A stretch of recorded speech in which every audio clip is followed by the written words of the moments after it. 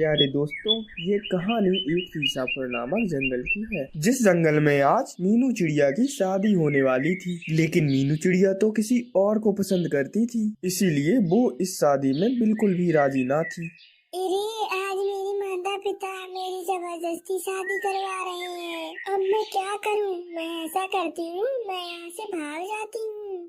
बस ऐसा सोचकर मीनू चिड़िया अपना घर छोड़कर वहाँ से भाग जाती है।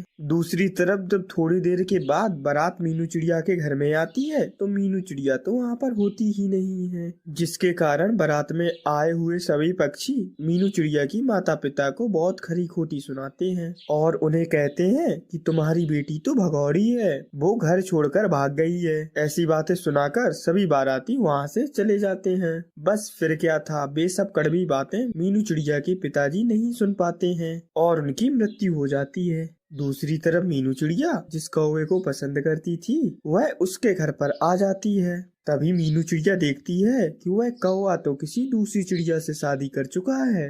अरे ये तुमने क्या किया? तुमने तो मुझसे वादा किया था कि तुम मुझसे शादी करोगे और तुमने तो यार दूसरी चिड़िया से शादी कर ली है। अब मेरा क्या होगा? मैं तुम्हारे लिए अपना घर छोड़ कर आई हूँ।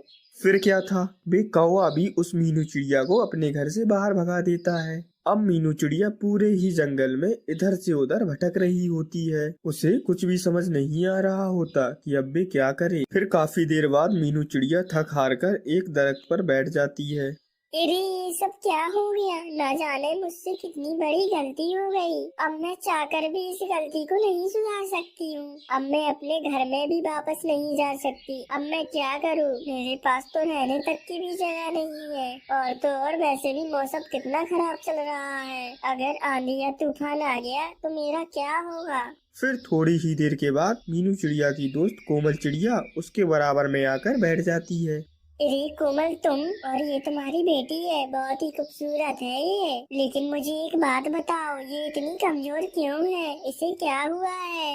अरे मीनू मेरी दोस्त, मेरी बेटी है ये। मैंने इसका नाम गुड़िया रखा है और हाँ, इसके दिल में सुराख है। इसकी वजह से ये बीमार रहती है। मैं इसका इलाज करवाने ही जा रही हूँ। अरे पर तुम्हारे पति कहाँ है? तुम उन्हें अपने साथ लेकर जाओ ना। जी मेरे पति की मृत्यु हो चुकी है, अब वो इस दुनिया में नहीं है। हम दोनों ने भागकर शादी करी थी, इसी वजह से मेरे पति के घर वालों ने हमें अपने घर में भी नहीं रखा था। लेकिन अब मेरे पति के मर जाने के बाद मेरे सास ससुर अब ठीक हो चुके हैं। उन्होंने ही मुझे अपने घर पर बुलाया है, इसलिए मैं उनके पास जा रही हूँ। लेकिन हाँ, उन लोगों ने तो मुझे अभी तक देखा भी नहीं है। वो लोग जानते भी नहीं है कि मैं कैसी दिखती हूँ। थोड़ी ही देर के बाद तूफान आ जाता है और वहाँ पर बहुत तेज बारिश होने लगती है। तभी हवा से उड़ती हुई एक नुकीली लकड़ी आती है और कोमल चिड़िया के सर पर लग जाती है, जिसकी वजह से कोमल चिड़िया की वहीं पर मृत्यु हो जाती है।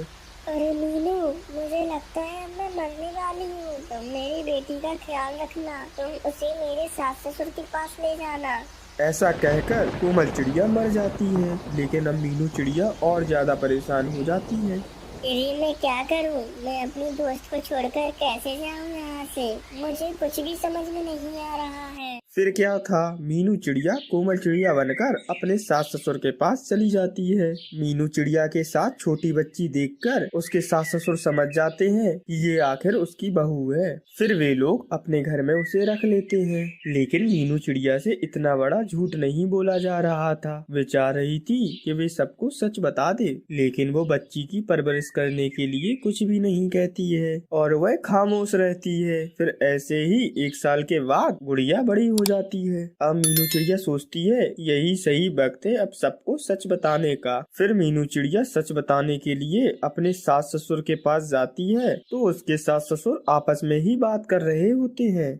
अरे भी कबूतर बहुत ही अच्छा है, उसने हमारी बहू के लिए रिश्ता मांगा है। वैसे भी हमारा बेटा तो मर चुका है और हम कबूतर को भी अपने बेटे जैसा समझते हैं। चलो हम अपनी बहू की शादी उससे करवा देते हैं, लेकिन हाँ, तुम पहले उससे पूछ लो। ये सब बातें सुनकर मीनू चिड़िया वहाँ पर आ जाती है और अपने सास ससुर को रो रो कर सारी की सारी बात सच बता देती है। अरे अरे बस मीनू चिड़िया, तुम रोना बंद करो। तुमने तो हमारे लिए बहुत ही अच्छा किया है। पहले ही हमारा बेटा मर चुका है और बहू की मरने की खबर सुनकर हम तो शायद मर जाते, लेकिन तुमने ही हमें नया जीवन दान दिया है ये झूठ बोलकर। इसीलिए तुम्हारा बहुत बहुत शुक्रिया। अब हम तुम्हारी शादी एक कबूतर से करवाएंगे, तुम उसके साथ आराम से उसके घर पर रहना।